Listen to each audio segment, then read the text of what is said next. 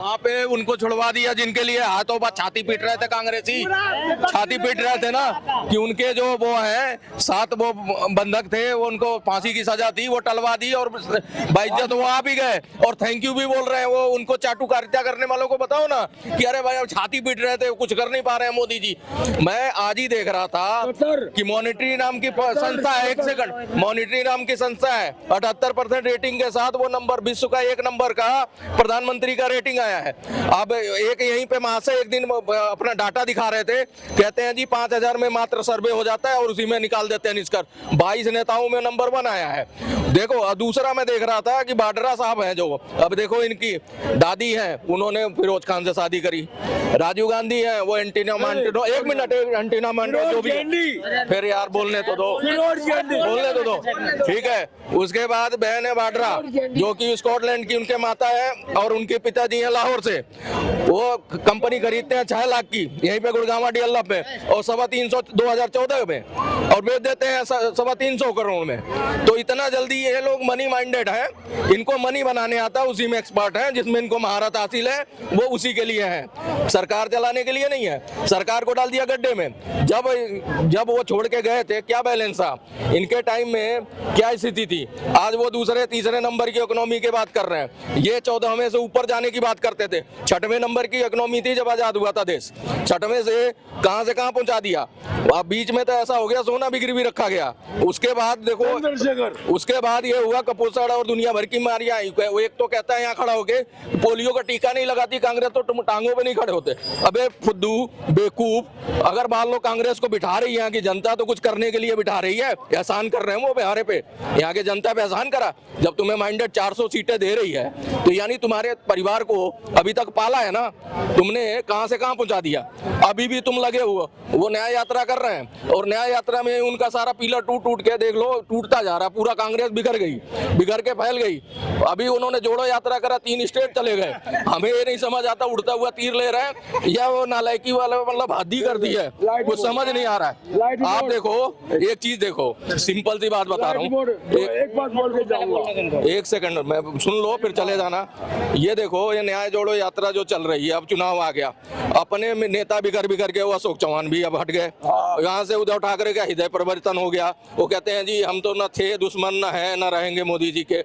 नीतीश जी बना के गए थे ढांचा, आर्किटेक्ट साहब थे, प्रधानमंत्री की उन्हीं से उम्मीद थी कि वो थोड़ा चालबाज आदमी है, सही कुछ कर सकते हैं, पता लगा वो भी इनके पाले में आ गए।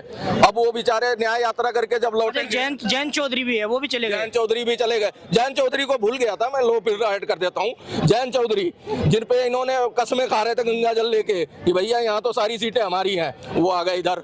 अब उधर से वो जब लौटेंगे न्याय यात्रा करके तब तक यहाँ पे पता लगेगा सुपड़ा सांप है, अकेले ही खड़े हैं मैदान में। कहते हैं ना एक कहावत है कि भैया वो साया कहता है तू मेरे साथ क्यों चलता है, तो फिर वो पलट के पूछता है तेरे साथ रहता ही कौन है। तो वही चीज है।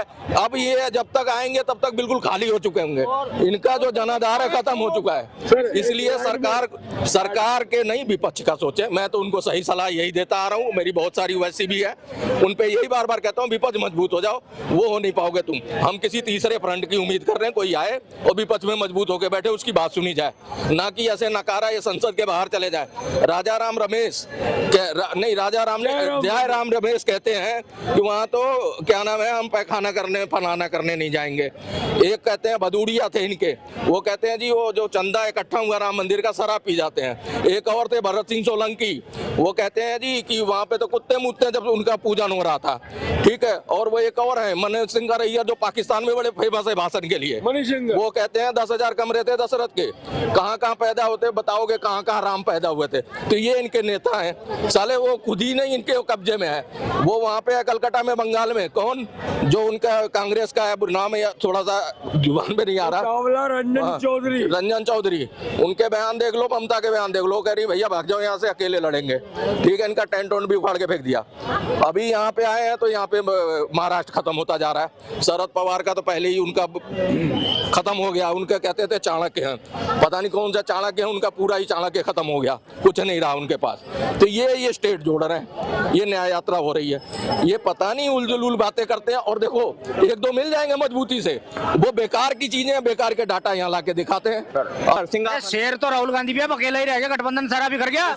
मोदी एक कुर्सी पर शेर बैठा है सत्ता पे और पता नहीं कितने गीदड़ आसपास के लगे हैं उनको हराने के लिए, मोदी को हराने के लिए पता नहीं कितने गीदड़ लगे हैं, लेकिन मोदी को नहीं हरा पाएंगे क्योंकि मोदी ने काम किया है और काम करेगा। और 10 साल में जो बदलाव किया है उससे ज्यादा भी और बदलाव करने वाला है और इसी 5 साल में और बदलाव करके दिखाएगा। और अब की बार उनकी 400 प्लस जाएगी सीटें, ये भी बता रहा हूं मैं। हाँ, और इनके बाद सत्ता पर योगी जी बैठेंगे। योगी जी बैठेंगे और योगी जी के बाद देखो कौन बैठता है, जो अच्छा रहेगा वही बैठेगा। लेकिन कांग्रेस सपा बसपा नहीं आएगी, नहीं आएगी, नहीं आएगी। जब तक बीजेपी का है तब तक बीजेपी रहेगी, अपना हक लेगी। बीजेपी का हक है लेने का, तब बीजेपी हक ले रही है अपना।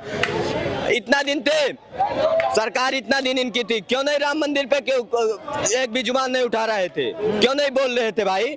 आज मोदी जी आए, आज वो जुबान उठा दिए तो बोले ऐसा नहीं वैसा है, मोदी चोर है, ये है वो है।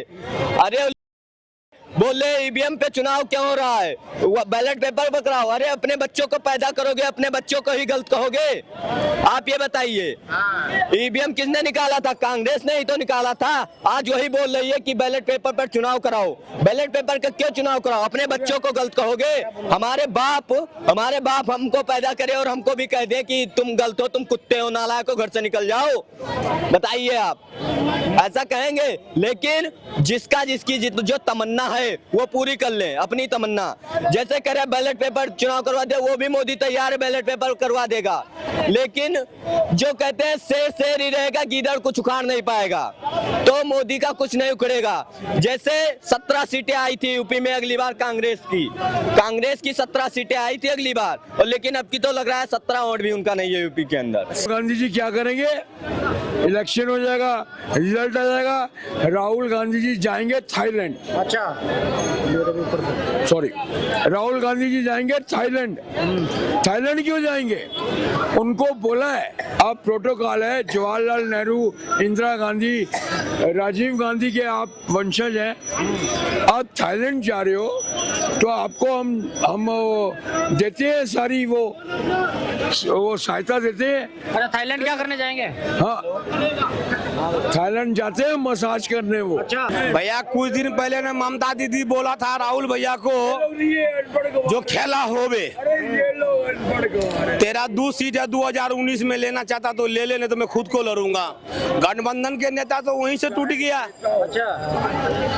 कोई मोदी से जाके टक्कर में कोई है ही नहीं, सबका मतलब खेल खत्म हो गया है, क्योंकि अभी सब कुछ हो रहा है बीजेपी की सरकार के काम, और किसी का बस की बात है नहीं, ना उसके टक्कर में कोई नेता ढंग का है जो उनसे कोई लड़ सके। टक्कर लेने वाला कोई है नहीं। और बीजेपी की सरकार जब से आया है 10 टका कम कमाते हैं, सुकून से रहते हैं।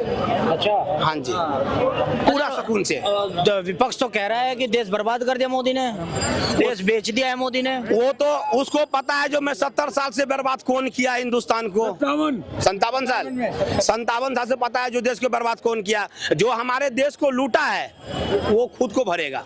अच्छा, हाँ जी, वो वापस करना पड़ेगा मेरा भाई, जो हमारे देश को लूटा है तो उसको पता है। जो 2024 की सरकार जो है ना, कमल छाप है। क्या है? कमल छाप। ना तो मोदी को जानता है, ना तो जोगी को जानता है, ना तो मुलायम सिंह को जानता है, ना लालू यादव को जानता है। पब्लिक जानता है कमल को। जो कमल 70 साल में, जो 500 बरस में जो कांग्रेस पार्टी जो काम नहीं किया है वो 5 मिनट में करके दिखाया पीएम मोदी साहब। बीजेपी दिखाया है भाई। अच्छा, क्या दिखाया बीजेपी ने? बीजेपी ने बहुत काम दिखाया। हम भी यूपी से हैं, हमारे यूपी में गुंडागर्दी, बदमाशी, सारी चीजें खत्म हो गई। और क्या चाहिए अब? और क्या चाहिए? यूपी में गुंडागर्दी खत्म हो गई, गुंडागर्दी खत्म हो गई, सब कुछ खत्म हो गया। रोजगार भी दे रहे हैं, लेने वाले ले रहे हैं, और जो नहीं जान रहे हैं वो बैठे हैं। हाँ। अच्छा, और अब पिछली जो सरकारें थी उसमें गुंडागर्दी हो रही थी? अरे क्यों नहीं हो रहे थे? विकास दुबे ऐसे हम मोदी के सरकार में बना था क्या? उन्हीं के सरकार में तो बना था। विकास दुबे और अतीक अहमद खान, ये सब उन्हीं के राज में तो बने थे, और मोदी के राज में मिटा दिए गए। क्यों मिटा दिए गए? क्योंकि गुंडागर्दी खत्म करी थी। अच्छा, विपक्ष जो कह रहा है कि मोदी ने जो है युवाओं को बेरोजगार नहीं है, युवा बेरोजगार घूम रहे हैं, युवा युवाओं के पास में रोजगार नहीं मैं है। तो युवा हूँ, मैं रोजगार है आपके पास? बेरोजगार हूँ, रोजगार तो है ही है। जब से बुलडोजर बाबा आया है सबसे बंदा अपना ठिकाना ले लिया है। जो एक बोलते थे जो जीतेंगे तो रम चलेगा, हारेगा तो बम फूटेगा, जो ऐसा ऐसा बदमाश सुरंग में घुस चुका है। जब मुलायम सिंह का जब सरकार था तो आजम खान का सिक्का चलता था। क्या चलता था? रामपुर में, सिक्का चलता था। रामपुर में अभी क्या हो रहा है वो सबको है कोई देखने वाला? सब मिट गए। सब मिट गए। जब से बुलडोजर बाबा आया है लूट पटंग छीन झपट दंगा फसाद अपहरण किडनैप दादागिरी भीमा सब बंद। कहीं बम नहीं फूट रहे हैं 9 साल से 10 साल से। मोदी से दिक्कत उनको, ये सुनो, मोदी से दिक्कत उनको हो रही है जिसका 2 नंबर धंधा चल रहा था और 2 नंबर धंधा बंद हो गया। मोदी से दिक्कत उनको हो रही है। हमारा 1 नंबर का धंधा था, हम अपने मोदी को चाहता हूँ। क्यों मोदी को? ये नहीं, सब कहते हैं मुझे बेरोजगार कर दिया। बेरोजगार क्या कर दिया? अयोध्या मंदिर बनवा दिया, राम मंदिर, वहाँ रोजगार नहीं किए। हम सब जाएंगे, रिक्शा वाले रिक्शा चलाएंगे, वो भी शाम को 600-700 1500 रुपए 2000 रुपए जेब में रख कर लेकर जाएंगे, तो वो रोज बेरोजगार हो गए।